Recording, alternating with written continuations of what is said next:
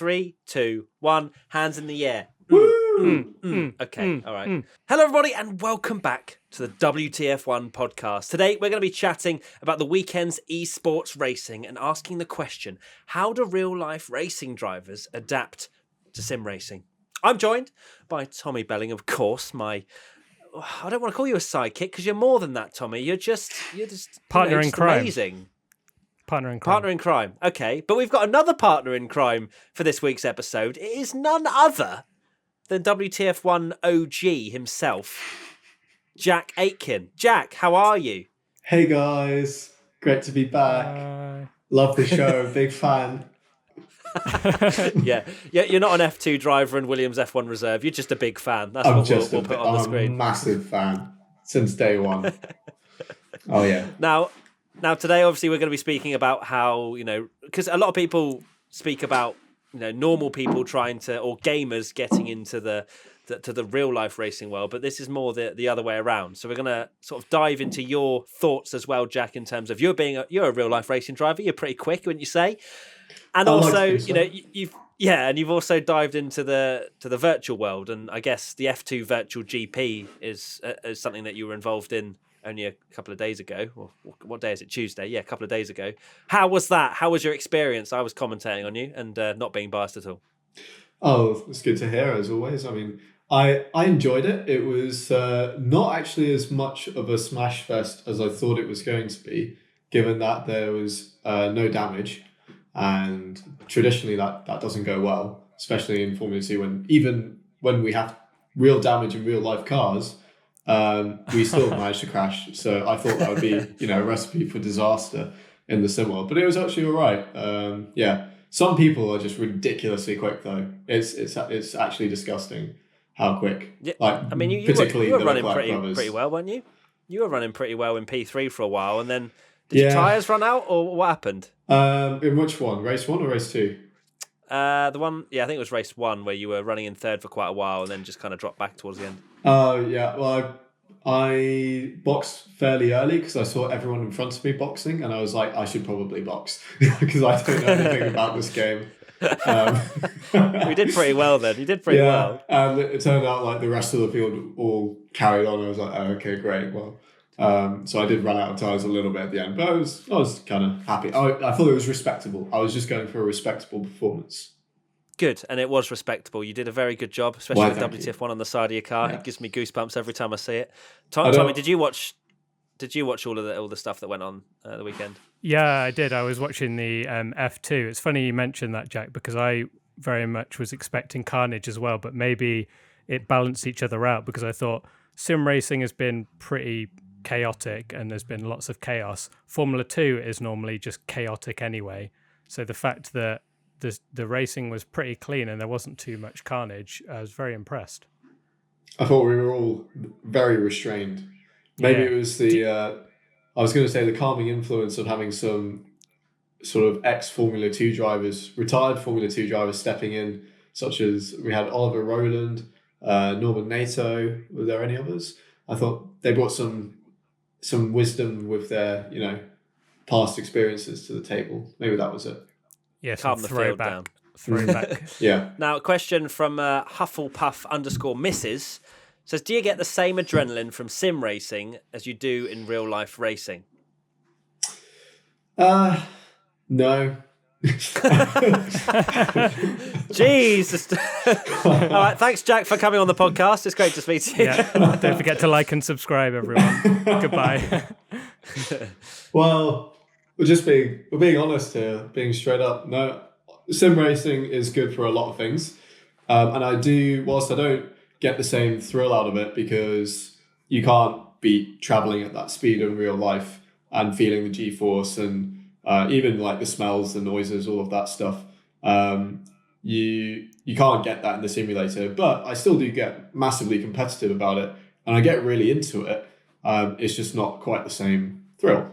That's all. No, I mean, it's fair enough to say it's not the same experience, and no drivers really come out and said that. But it's quite interesting how some guys can get really, really nervous. And, let's kind of move now to the Formula 1 virtual GP, where we had Albon and Leclerc fighting, and then they had an interview after the race.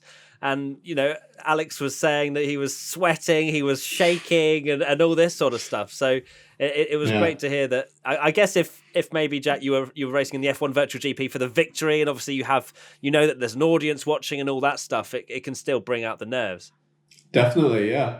I think I got nervous just racing in like the F2 esports event, so I sympathise with that a lot. It's especially because a lot of us are quite new to it as well. I think some drivers have been doing it a bit longer than others, but it's a new skill to learn, and I for one found it quite tricky when I was starting. So yeah, I sympathise with Alex, definitely. Do you find it harder to get into the zone and kind of concentrate a lot more? Because I can't remember which driver was talking about it, but one of the esports races I was watching, they were saying that it's a lot easier to make a mistake in sim racing because your mind can wander a lot more, because you're not you've got distractions around you. Obviously, a lot of people racing at home, they might have their family members or pets wandering in the room as they're racing and stuff. I've had whereas in the F1, food and drink spilled on me while I'm driving, and people poking me. My brother likes to put his feet up against the racing seat whilst I'm driving, which is not like, and rest his feet there from the chair behind, which is not a pleasant experience. It's not very immersive. That you don't get that in F2. Where it's hard to get into the zone of being a top flight, driver performing at his absolute best when feet are hanging over your shoulder. But that doesn't quite happen in real life. No, I think you do get into a zone still, but I've definitely, I find it hard. I don't get the same level of immersion, and I don't know if that's to do with not having, maybe, I don't know, if you have a big wraparound screen and you've got headphones and a moving rig and all of that, maybe it helps a bit, because the F1 simulators are quite good at that now. But sitting in your living room, it's a bit more difficult, I think. Yeah, for sure. I think for me, as a very much more of a gamer than a real life racer, I've obviously had the opportunity to drive a few nice cars in my lifetime. But I guess for me, and probably for you, Tommy, as well, I still get massively nervous playing on games, and I think with iRacing especially, maybe not so much with the F1 game. I don't know what exactly they do, but for me, I feel like, my racing career is on the line when I'm on the grid for iRacing, whereas maybe for a more casual game like Codemasters game or F1 2019 or even Gran Turismo Sport, stuff like that, I just don't feel the same sort of mental attachment to it. I don't know. Does that make sense, Tommy? Yeah, we've just been started iRacing. And we were chatting, weren't we, on Discord while I was doing my very first racing. And I said to you the same, like I was getting really nervous in the first race. And I think it's because you have that hourly race in iRacing where it does feel a lot more important, where it's not a case of you just quit out and then do another race straight away. It kind of builds up. And like you say, you do get quite nervous. One thing actually, one thing I feel like we should mention actually, Jack, do you still have the hats on? Because we can't even see you. Oh yeah, the hats. Yeah, no, I'm suffering from lockdown bad hair day like everyone else. So this is my tactic. You still wearing have you been wearing all the hats for this entire time? Yeah, it's my humble brag. Yeah. Maybe I'll take them off now. I'll show the world my scalp. I haven't shaved it. Last time you were on our podcast, you wore a race suit as well, didn't you? So we always make you wear ridiculous things. It was suits. You said suits and ties, and I thought, Yeah. That's true. I was in a Christmas suit, but yeah, I'm not taking my hat off because my hair's too long and I can't be bothered to sort it out. Anyway, next question. At Spoopy Roll says, what's the best thing about sim racing that you can't do in real racing and vice versa? Laugh at crashes. I mean, yeah, fair. That's very true. Yeah. No, there were a few good ones over the weekend, and they were absolutely humongous shunts. And obviously, if that was real life, you'd be concerned. But because it's sim racing and no one gets hurt, yay! It's different, so you can laugh a bit. And I guess switching around, you've mentioned already the immersion in terms of the G-forces and so on, which is something that sim racing will always try to get closer and closer to, with moving rigs and all that good stuff, maybe some fans to blow some wind in your hair and stuff like that. But I guess you can never really get all the way, can you? The best fans. Best fan. My one fan. Yeah. No, I think they're definitely getting better, because even... I was saying earlier, it's difficult in your living room to get fully immersed, but I mean, we have a relatively simple setup with just a wheel, single screen, and some pedals. And even with that, I think after practicing for a couple of hours, and you get invested in whether it's your iRacing or racing against your mates, and that actually helps to step it up and make it a little bit more real. So I think the technology has come a long way, definitely. Yeah. One thing you can't do is bump drafting, which Albon and Leclerc did in the virtual GP. You won't get away with that in an F1 car. Actually, on a slightly serious note, one of the other things that's really cool about sim racing is the fact that you can jump from one car to another and just try lots of different things. So you can't do that in real life, can you? No. Unless you've got a huge wallet. Yes, true. But I did the Nordschleife 24 hours last week, which... How many times did you crash, Jack, out of interest? Well, it was more than once. I mean... More than once, less than 100. It's 24 hours of racing. You're bound to crash more because you're racing more. I mean, I don't get what the big deal is. Simple logic. Personally. Yeah, simple logic. It might have been close to 10. Did you do your 20-minute power naps like you did when we did our 24-hour sim race? Actually, 20 minutes? He went for 6 hours when we did the 24-hour sim race. Is that why I haven't been invited back since? I've been we haven't waiting, done one guys. since. We need reliable teammates if we're ever going to do that again. Oh yeah, we'll be back in 20 minutes, and then we just have to do stints throughout the entire night because Jack's asleep in his car. I just didn't want to take you out of the zone, Maddie, because you were ripping through the night. I was like, I'm making the best decision for the team right now. I had to plug my eyes back into my sockets after that stint. It was mad. It was awesome. But yeah. No, to be fair to me, actually, my teammates also all crashed multiple times. So that made me feel much better about myself. Yeah, exactly. And one of them was an F1 driver. So, Oh. Yeah. Nice. Dropping that into who was it? The one and only Esteban Gutierrez. Oh, boom. Nice. Yeah. The little name drop there. I like it. Yeah, casual, we're mates. We've got each other in Discord, whatever. So we've mentioned sim racing obviously quite a bit, and people doing loads of different championships and whatnot. You've been taking part in the Races All-Star Esports Battle, which we actually started talking about before we went live. How have you been finding that compared to your experiences in virtual GP and the F1 game and iRacing and all that stuff?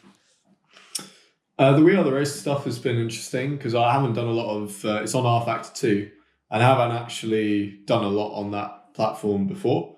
And you get some names from all over motorsport coming to do it. Obviously, the Legends race as well, which is pretty cool. And you have actual sim drivers racing. So they were showing us a clean pair of heels more often than not. I think it's fair to say. But yeah, it's been good fun. If a little bit difficult to get a result so far. I'm working on that. You're working hard. I mean, to be fair, what else is there really to do at the moment? No excuse. Need to put in all the hours, don't you, to really... Because that's the thing that I guess maybe people that don't sim race so much can't really maybe get their head around, is all the different platforms have a completely different way of driving. There's the small little... nuances that you need to learn about each game, whether it's F1 2019 and you have to downshift really quickly and then short shift out of corners, and there's things that you wouldn't do in a normal car, and then you look at maybe iRacing and then there's a completely different story because you've got different cars, different handling models between the cars. So it's a huge learning curve, isn't it, between every platform? And I think even you, Tommy, can probably say that because you've started iRacing now and it's a completely different story. Yeah, it's very difficult to get to grips with iRacing. I was watching an interesting video about iRacing actually, because one of the things that I saw a lot of people complaining or having debates about was that it's quite difficult to catch a slide in iRacing. And there was a very interesting video from Joseph Newgarden, who was explaining the challenges of driving an IndyCar versus iRacing and versus real life. And he was saying that in IndyCar, they can properly throw the cars around, fight the wheel, slide them into the corners. But on iRacing, they just spin off. And I think that's probably why maybe the real life racing drivers that have driven those cars in real life find it so hard to adapt. If you like, obviously in Indy, we saw Lando and Scott McLaughlin as well doing really well, who weren't full-time IndyCar drivers, and that's probably part of it, because the fact that the IndyCar drivers are trying to drive exactly like they would normally. It's muscle memory, isn't it? Yeah. I think there's a misconception that an IndyCar car on iRacing is going to have some similarity, or at least some similarities to the IndyCar of real life, as a World Rallycross in iRacing might have some similarities to a World Rallycross car in real life. And I think it only extends to the very, very basics of the physics of those cars. All of the specifics, the things that drivers are working on in the really small details of the car and how it behaves in certain situations, none of that's going to correlate, because even a platform as big as iRacing is not going to be able to have enough data to get the car to be that accurate. So it's like stepping into a different car for these guys. This, which actually leads us on quite nicely to the next question, which was from O'Day Kim. Says, what real-world driving/racing skills, if any, are impossible to obtain on Sims?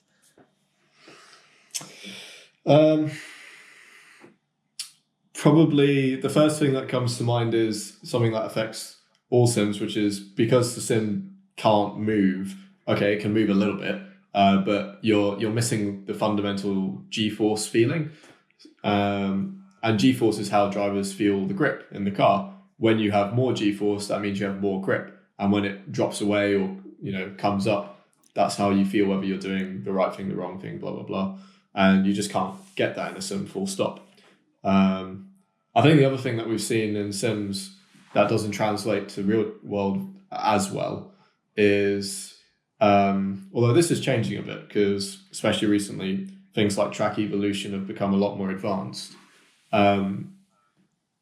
It's not always, you're not always being taught to be very adaptable, because in games like F1 is a good example. F1 2019 does some things really well, but at the end of the day, the guys who are quickest on that game do hundreds and hundreds of thousands of laps around Barcelona in the dry, and Barcelona in the dry is always going to be exactly the same. Whereas if you go to Barcelona on any given day in real life, it's going to be different to the previous day. Even if it was 20 degrees and sunny, it's still going to be different. Could even be snowing. Could be snowing, yeah. Fancy that.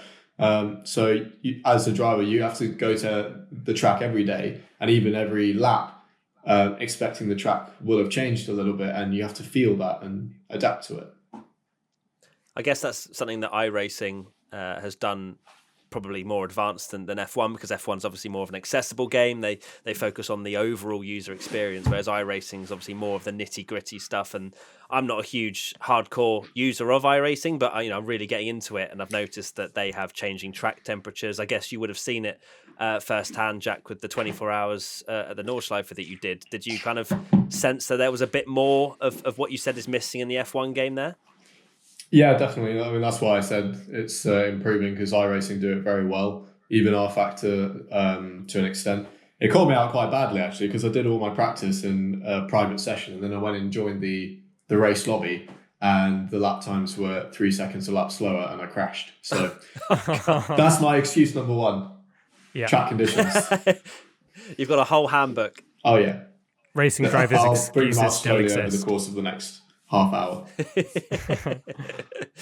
And Tommy, I guess you are more of an iRacing novice. You haven't really probably had too much experience in the changing of track temperatures, but and evolution. But Jack actually makes a really good point, which I hadn't really thought about, is that adaptability side of things, where you don't really get to test your own brain into a certain sort of braking zone or whatever to then notice, oh God, it's, I should have braked 5 meters earlier because the track conditions have changed or the marbles on the track. And I think that's a really good point when you say. Yeah, 100%. That never even crossed my mind that me and you, Matt, were practicing the Mazda MX-5s, weren't we, in a practice lobby? Akiyama, yeah. And my mission was obviously to get 1 minute, getting the 1 minute ones, which I got very close to, but didn't quite make it. You'll get there. We'll get there.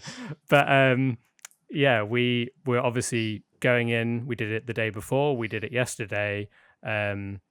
We kept practicing again and again. But realistically, if that was real life, I'd need the optimal track conditions, and maybe it gets a little bit cooler, or the day after we wouldn't be able to do those times. So yeah, or you have to do it 40 minutes into the session because the track isn't rubbered in. Yeah, it's really interesting. So Jack, very good point. You get a WTF1 sticker for that. There you go. You can have a WTF1 cap to add to your growing list of caps.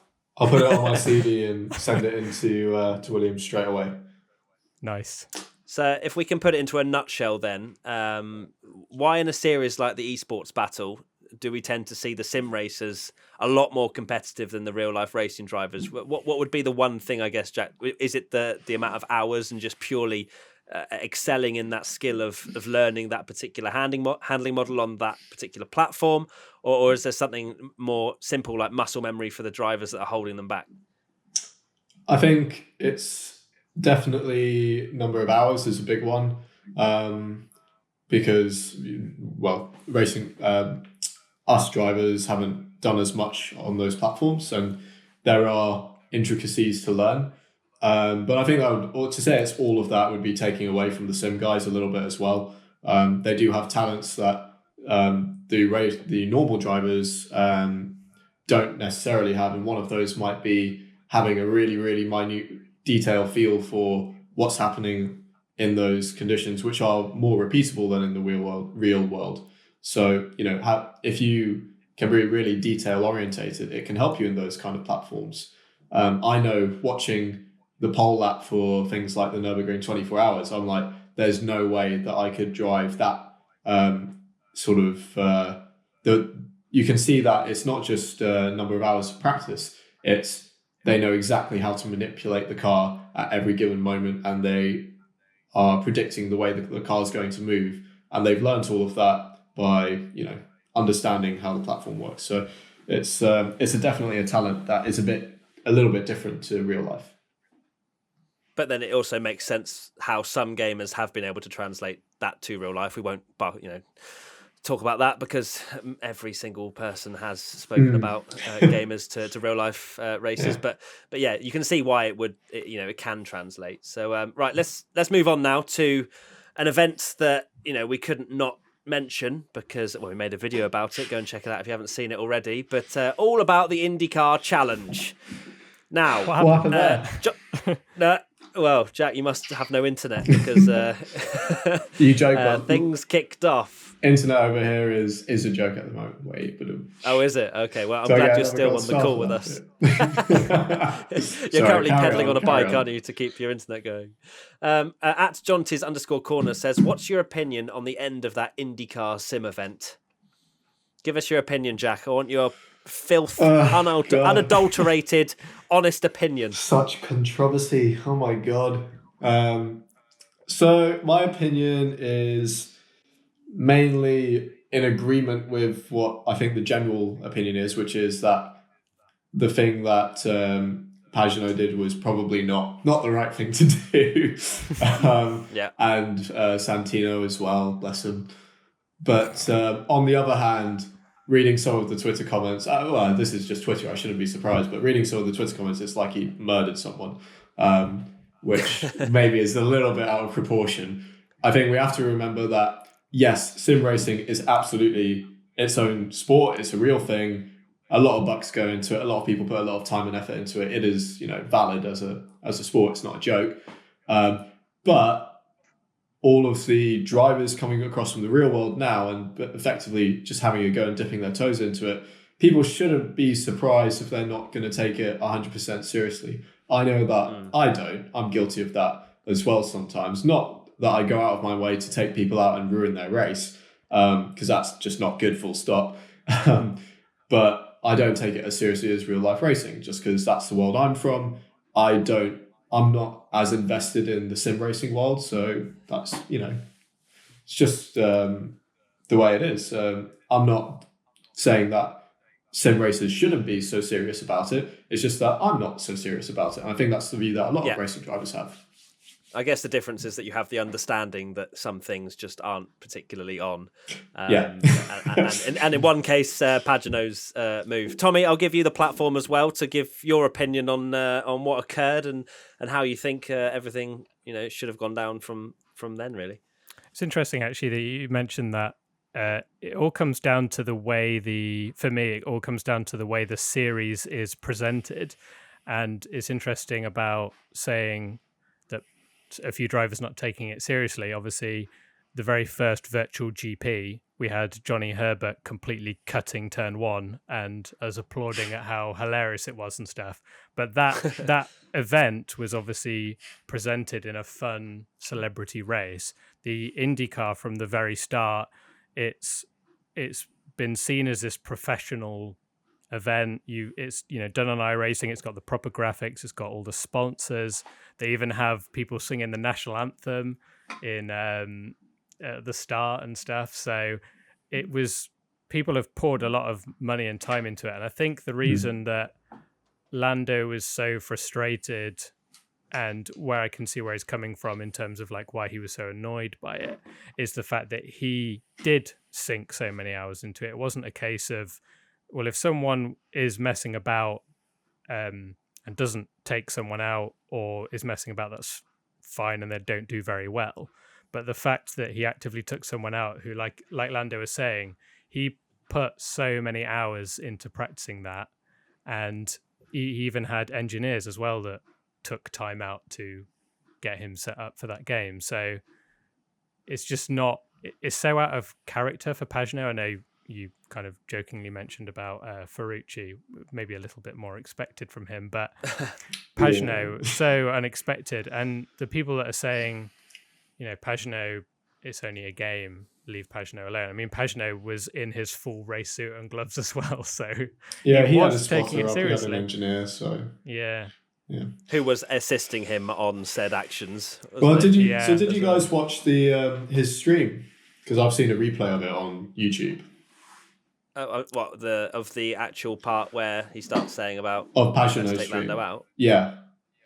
Because I found it really interesting how, obviously that was really bad, and actually what made it worse for me, I don't know the guy, so I can only comment so much, but what made it bad for me was the way he just talked about Lando, because I thought Lando's move was kind of on, but then I don't know about Indy racing, so maybe it wasn't, but it didn't look that bad. If anything, I thought it was Rahal that had hit him out, and he was just bad-mouthing Lando so much, and I was just like, you're broadcasting to a lot of people, you shouldn't be calling out Lando like that without at least, thinking about it first.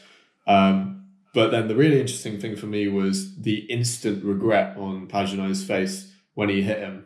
I don't know if you saw that, but no. It was like he kind of realized in that moment that he had seriously messed up, and I don't know if he genuinely didn't want to hit him and just wanted to slow him down, or if it was only after he'd hit him that he realized just how stupid a thing it was to do. But you could see it all over his face.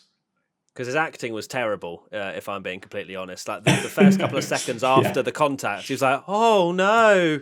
I was pitting. Okay. But you just came out the pits, mate. Like, what are you talking about? Yeah. And obviously, he then comes out and says, I wasn't going to try and take him out. I just wanted to ask you to win. But you don't say when you're coming out the pits, "Let's take Lando out." Yeah. You're just completely screwing yourself over at that point. Yeah, exactly. You've admitted to everything. It came across really salty as well that he was saying that he wanted to slow Lando up so his teammate could win because he didn't want Lando to win, and because he's too fast. Yeah, and it does come across as an F1 driver has come in and he like Lando's too good and we don't want an F1 driver joining. Because he's like 35 years old. You'd think he'd probably have learnt that trait to just kind of be a bit more humble with everything. But hey ho, clearly not. actually, something that led on from that was obviously the Ferrucci incident with Askew, where we just kind of mentioned where he swiped him across pretty much just before the line, and he came out and saying, it's just a game. That I'm not going to delve too hard into that, because I think a lot of people know my thoughts already, in the fact that it's just a game. It's just such a 90s term. It's a completely different thing to what it is now, in the sense that it's a completely high profile event. This IndyCar series was, and very different to what it's just a game would mean a few years ago maybe. But what was your take, Jack, on this whole it's just a game? It's nothing serious. I think that's the classic troll saying, isn't it? I mean, it's not a coincidence that, for me anyway, when someone says just a game, it's usually my brother after he's beaten me at something and he wants to wind me up. So, you know what you're saying when you say it's just a game. I think most 90% of the time you're doing it to wind people up. So it's absolutely not a valid response anyway. It might be just a game in your opinion, even if you're saying that truthfully and that's your honest feeling. But it's not for other people. And like we've touched on, if you put the time and effort into it, it's different. Yeah, Tommy, what do you think? There was actually a very ridiculous comment I saw was from James I need to get it right. I think it's James Hinchcliffe's girlfriend or wife said that was basically her opinion was that it's just a game and everyone needs to stop losing their mind over it. And she was saying something like, in charades, people don't go on to win Oscars. It's just a game. But it's a completely invalid opinion because one, motorsport is probably the most realistic thing. I know we've had the conversation of it will never be 100% realistic, but in terms of FIFA or other games, the fact that you're sat there with a steering wheel and pedal, it translates really well. Yeah. And the whole it just goes back to the whole thing that it was being presented in a serious way, where drivers are told these are the rules. You're not allowed to crash into each other. The winner gets this. Put on a good show for the fans and stuff, and take it like a serious event. Because surely someone before that race did say, don't drive around backwards if you get taken out or things like that. Yeah. Because it would just. I think that's quite key, especially when you get sponsors involved as well. It's, as you say, it's how you portray the event. If it's just you and your mates in a open lobby on F1 2019, then go crazy. I definitely do, but it's different when you're pitching it as a replacement for events that should have been happening in real life.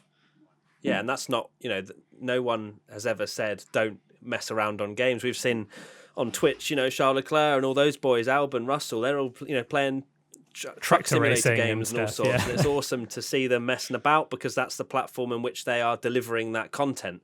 But it just takes a little bit of common sense to know that if it's an IndyCar series that they're using to replace for this current worldwide situation going on, you just don't do that. And I think with the fact that it's been complete almost radio silence from Pagano since, that he's clearly just waiting for this all to blow over because he has no idea what to say on his socials, or maybe he doesn't care. I don't know the bloke, but it is a weird situation, and I'm sure lots of people in the comments are firing in. But let's move on from IndyCar Challenge. As much as we look at the negatives, but I think as a whole, the whole spectacle and the fact that the rounds that they'd had previously and most of that race was amazing, and they were pretty much setting the bar, you'd have to say.